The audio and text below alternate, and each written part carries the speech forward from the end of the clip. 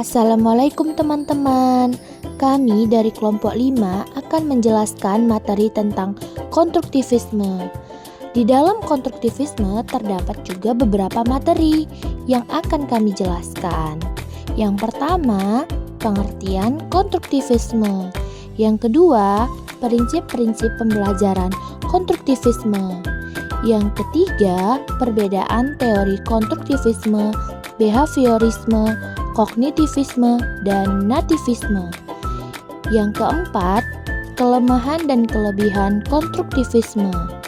Yang kelima, model pembelajaran konstruktivisme.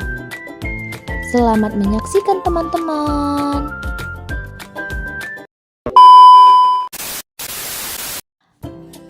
Baiklah, yang pertama, konstruktivisme. Apa sih konstruktivisme? Jadi teman-teman, konstruktivisme adalah pendekatan yang menunjukkan bahwa pembelajaran lebih efektif dan bermakna ketika siswa mampu berinteraksi dengan masalah atau konsep. Samani 2013-1 berpendapat bahwa pendekatan ini memungkinkan siswa untuk membangun pengetahuan, mengintegrasikannya ke situasi baru, mengambil pengetahuan awal mereka sebagai dasar dan manfaat dari interaksi sosial, serta mengembangkan pemikiran kritis.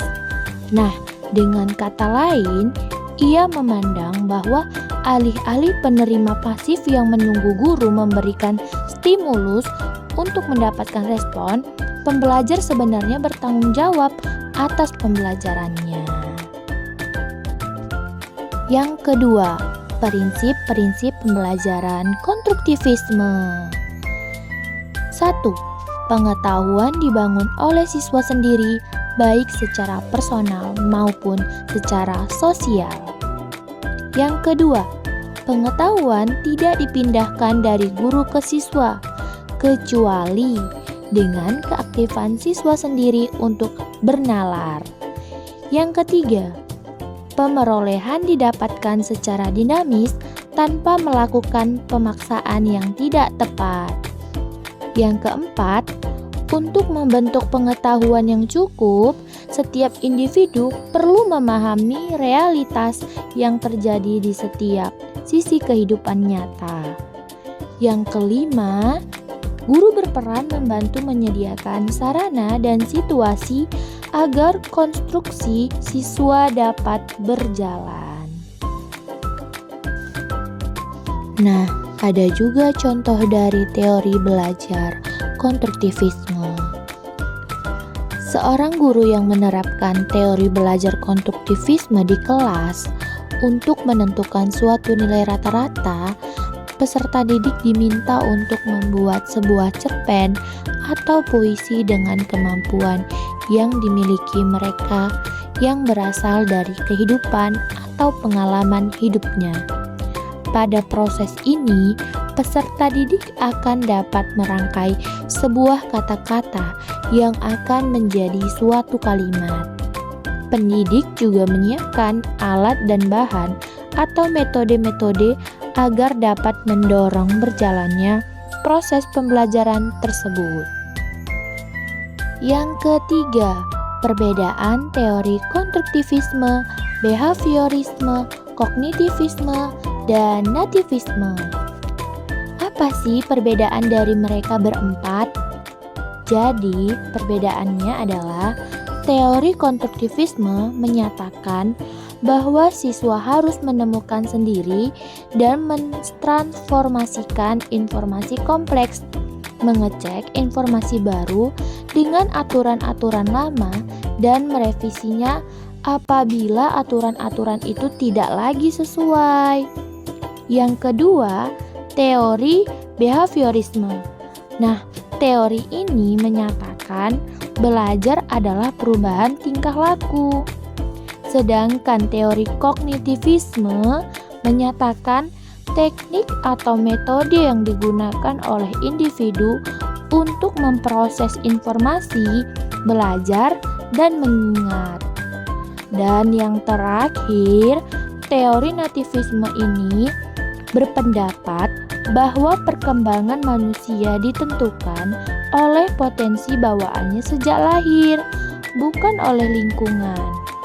Nativisme juga dapat merujuk pada praktik yang mendukung kepentingan penduduk asli suatu daerah di atas kepentingan imigran.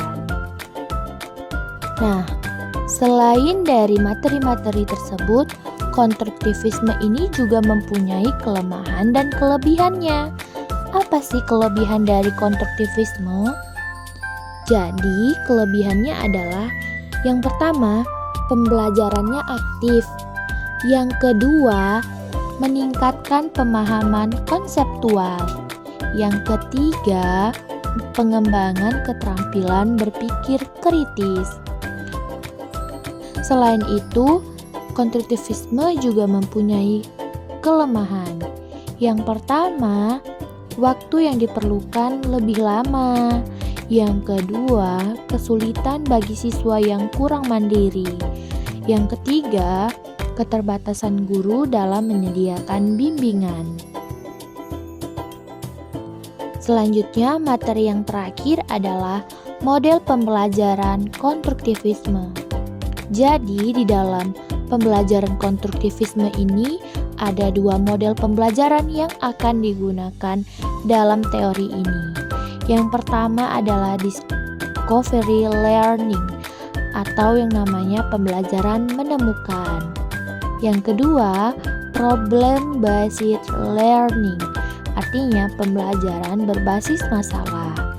Nah, di dalam pembelajaran berbasis masalah ini juga meliputi tanya jawab, penyelidikan, dan komunitas belajar.